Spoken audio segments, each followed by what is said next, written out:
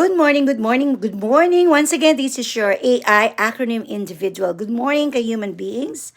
So, AVAD today, a verse a day. So, sabi ko nga, man does not live on bread alone, but on every a word that God speaks. So, pagkain pangkaluluwa, food for our soul. So, here it is, Psalm chapter 95 verse 7. Okay, so it goes like this: He is our God, and we are the people of His pasture, the flock under His care. So tunay nga po na napakabuti ng ating Panginoon dahil nilikha niya ang mundong ating tinitirahan, the earth that we live, at tunay po na tayo ang kanyang mga tao, tayo ang kanyang mga anak, at tayo ay at tayo ay nasa pangangalaga niya. So bakit po tayo mag-aalala?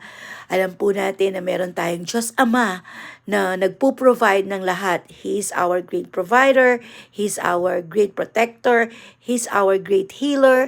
So, wala po siyang hindi kayang gawin. Ipagkatiwala lang po natin sa Kanya ang ating buhay. Kaya po niya tayo binibigyan ng mga trials at struggles sa buhay. It's because when we are experiencing this, it is by His grace. It's because alam natin na hindi natin kayang mag-isa. Tatawag at tatawag tayo sa ating Ama. Sa ganang atin, hindi po natin makakaya. Sa ganang ating lakas, hindi po natin makakaya. He wants us to recognize Him as our Father.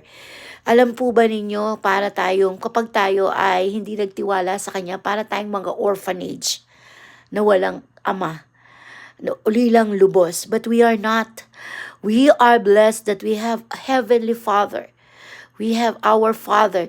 Kung ano man po ang gusto nyong katawagan sa Kanya, Father, Ama, aking Ama, we are all brothers and sisters.